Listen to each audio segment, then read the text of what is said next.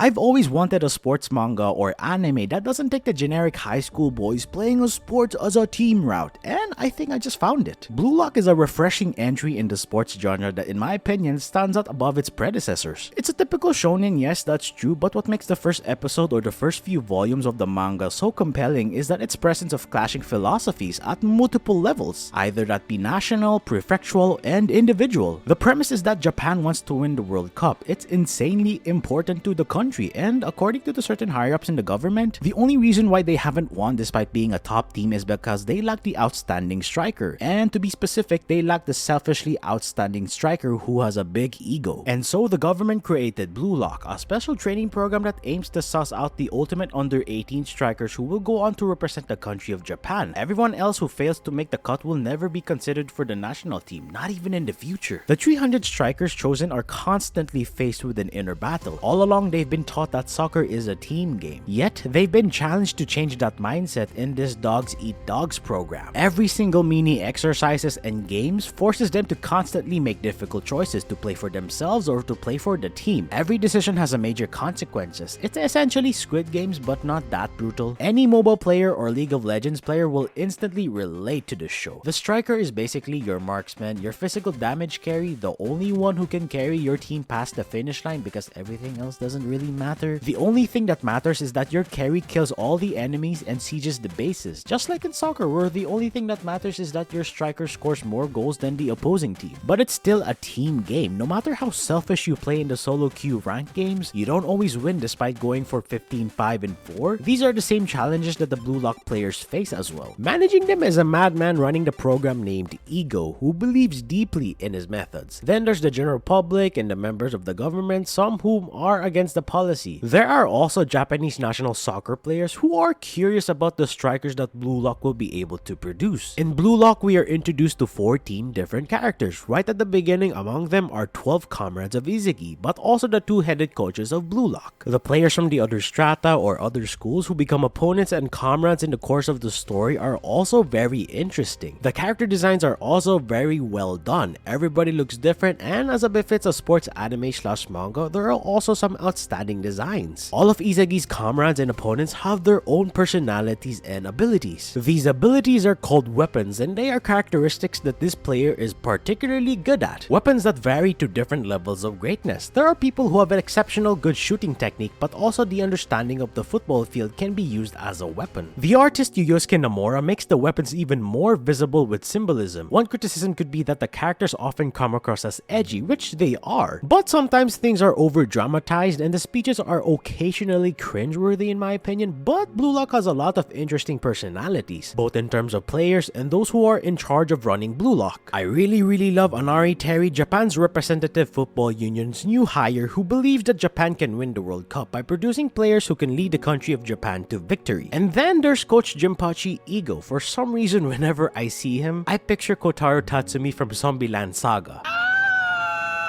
They have a similar energy about them, and while they are bash over the top characters who yell a lot, they are still likable because it comes across in a humorous way. Then there's the football players who are taking part in Blue Lock, of course. You have the main character, Izagi, who is the underdog, but you can tell that he's a superstar thanks to his tenacity and drive as an athlete. He's extremely likable and easy to root for in my opinion. I also really like Megaru Bachira, who is a bit crazy but in a really lovable way. He really does add interest to the story because he really is unpredictable and I never know what he's going to do next, and I know I'll love the other characters as they introduce more along the way, but for now these are the ones that really stood out the most for me in the first few episodes and the volume. And can I just say that the art is simply amazing. The character designs are sharp and the dark theme really fits the narrative of this anime. The emotions of the characters are perfectly implemented and you can easily see the fear, despair, and joy every time you see the faces of the characters. One aspect that I love about the art is that you can easily follow what's happening. The way it's drawn and animated, like its movements especially, is simply just amazing to watch, and due to the fact that it's pretty exaggerated in a football scene, every match just feels so fucking alive. Every chapter features phenomenal panels and often amazing spreads, and there's never any kind of quality drop. Blue Lock's art quality is just top notch. Usually you don't notice how amazing a manga's art is going to be until you get into the fights or action scenes scenes or see those larger full-page panels, but everything in this manga, including the in-between scenes and the more dialogue-heavy moments, are incredibly drawn in my opinion, with a manga like this one where every panel is exciting to witness. Blue Lock excels in terms of how visually impressive it is. While I still think creators like Yusuke Murata's One Punch Man art is the best, the art in Blue Lock is up there toe-to-toe with the best because of how well drawn all of the panels are and how dynamic the action scenes are. And so unlike other shonen animes and mangas where there is a clear hero and villain, no one in Blue Lock is innately good, bad, right, or wrong. Each character is based on their beliefs is making difficult choices at every turn in every episode and volume within the larger sports ecosystem. It's basically a reflection of how national sports are run by various countries in reality. Blue Lock clearly offers something different in the shonen sports anime genre and is able to speak to hearts of gamers like myself. I've been loving it since the first episode dropped, but one thing it can't make me do is actually watch soccer or football in real life. So with this beautiful artwork, premise, and characters, Blue Lock is setting itself up to be the next great sports anime slash manga. And on top of all of that, because of its dialogue, it's just as exciting to read as it is to watch. Even if you're not a fan of sports or sports manga, it's one I implore you to check out. Because when it comes down to it, it's so much more than that. And I believe it's one that everyone can enjoy in some form or another. So I highly recommend you go watch Blue Lock. Or honestly, you could read the manga. They're just both equally as good as their counterparts. So yeah, before I end this video, I just want to say thank you all for subscribing to my channel and for supporting my channel. And I do hope you guys stick around for the long haul with me and that we could create great memories together. So this has been Yorinchi, and I want to say thank you guys again. I hope you enjoyed this video. Stay safe, and I'll see you soon on the next video.